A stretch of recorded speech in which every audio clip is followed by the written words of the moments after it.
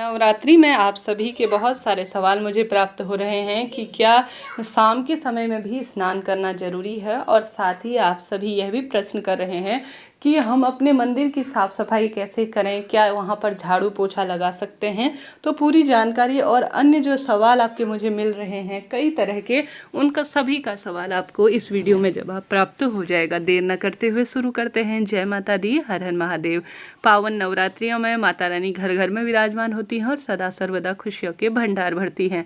ऐसे में उनकी पूजा आराधना में साफ स्वच्छता का भी ध्यान रखा जाता है। ऐसी स्थिति में आप सभी को आवश्यक रूप से सबसे पहले जब आप शाम के समय पूजा करें या अखंड ज्योत को संभालने का कार्य करें तो ध्यान रखिए, आप सभी से अगर संभव हो तो शाम के समय आप स्नान इत्यादि कर लीजिए। नहीं कर पाने की स्थिति में कोई दिक्कत की बात नहीं है। स्नान का भाव करते हुए आप सभी अपने ऊपर जल का छींटन या गंगा जल का छींटन कर लीजिए, ताकि आप स्नान इत्यादि की तरह ही जो है क्रिया कर सके। साथ ही हाथ पैर धो लीजिए, कुल्ला इत्यादि कर लीजिए और आवश्यक रूप से कपड़े तो बदल लीजिएगा। खास तौर पर जो अंदर के अंग वस्त्र होते हैं, किसी भी दुर्गा सप्तशती का पाठ करने के लिए शुद्धता आवश्यक है। माता रानी की ज्योत संभालने के लिए और शाम को पूजा करने के लिए शुद्धता साफ स्वच्छता आवश्यक है।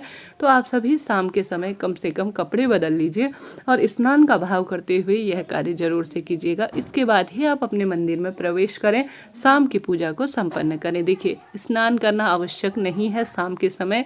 मौसम बदल रहा है, दुख बीमारियां बढ़ने का यह बहुत अच्छा अवसर होता है। कहने का अर्थ है दुख बीमारियां बहुत बढ़ती हैं और साथ ही इन दिनों जो है ठंड का सा भी एहसास होने लगा है। शाम को जो व्यक्ति स्नान नहीं कर पाते हैं, इस क्रिया के द्वारा ही आप सभी जो है भगवान को स्पर्श करें, शाम को भोग प्रसाद इत्यादि का पूर्ण रूप से निर्वाह करें। ठीक है, यह बात यहाँ पर क्लियर हो गई।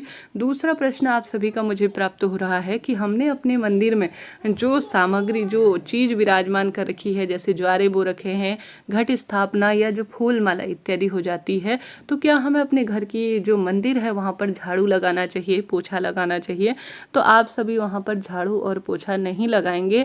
जो रोज पूरे घर में झाड़ू घूमता है वह रसोई में कदापि नहीं ले, कहने का अर्थ है मंदिर में कदापि नहीं ले जाना है, और न ही वह पोछा जो है जो पूरे घर में लगता है वह अपने घर के मंदिर में आपको लगाना है। आपको वहाँ ना तो झाड़ू लगाना है ना पोछा लगाना है। मात्र एक छोटा सा कोई पुराना साफ सुथरा कपड़े के टुकड़े से ही आप सभी जो आपका मंदिर है वहाँ सफाई करें। वहाँ अनावश्यक पड़े फूल पत्ती और धूप बत्ती इत्यादि इकट्ठा हो गई हैं तो उन्हें एक कपड़े की ही मदद से आप सभी जो है पूर्ण रूप से अपने हाथों से साफ सुथरे भाव से साफ करें। ध्यान रखिए, बार बार अखंड ज्योत को हिलाना, ज्वारे इत्यादि को हिलाना और माता रानी जो विराजमान है उन्हें हिलाना डुलाना बार बार शुभ नहीं माना जाता है। ऐसी स्थिति में वहाँ झाड़ू पोछा नहीं किया जाता है। इस बात का ध्यान रखें। 9 दिनों तक बस आप किसी साफ स्वच्छ कपड़े से अपने हाथों की मदद से सभी चीज़ों को एक जगह इकट्ठा कर कर आप सभी किसी थैली में इसे बांध कर रख दीजिए। अंतिम 9 दिनों में किसी साफ स्वच्छ जगह पर आप विसर्जित करें। ठीक है, यह बात पूर्ण रूप से आप सभी ध्यान नोट करते हुए चलिएगा। साथ ही आप सभी के कई प्रश्न हैं तो मुझे पूछ लीजिएगा, मैं आप सभी के सभी सवालों पर वीडियो जरूर से बना के आप सभी को दूंगी।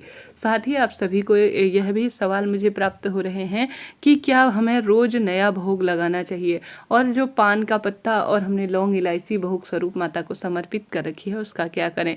देखिए, संभव तो यही है, अति उत्तम तो यही है कि रोज माता रानी को आप भोग समर्पित करें। भोग में आपकी इच्छा है चाहे तो 9 दिनों तक 9 चीज़ें आप सभी जो दिन के अनुसार भोग है वह सभी समर्पित करने का प्रयत्न करें।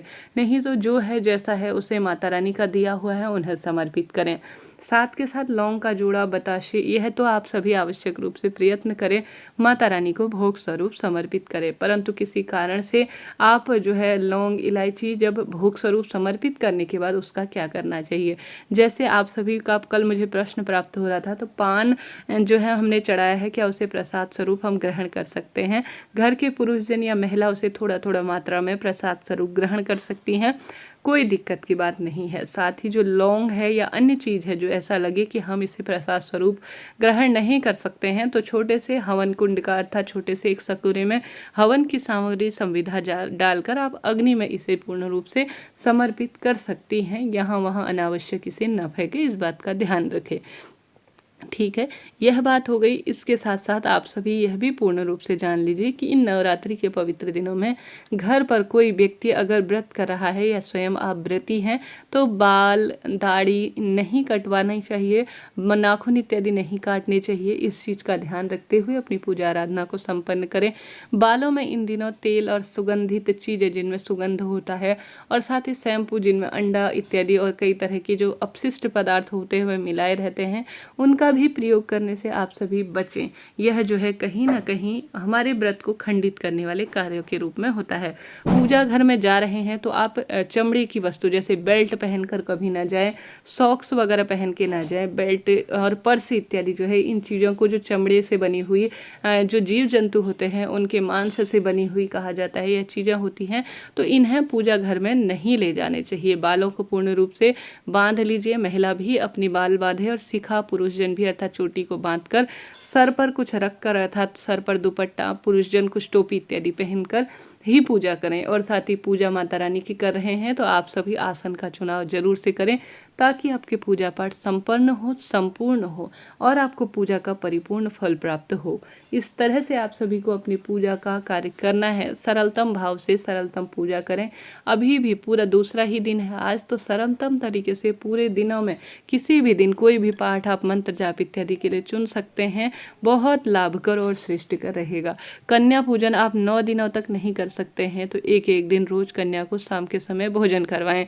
भोजन करने से पहले आप सभी एक अंश गौ माता के लिए उसमें से जरूर से निकालें, तभी आपका भोग परिपूर्ण होगा।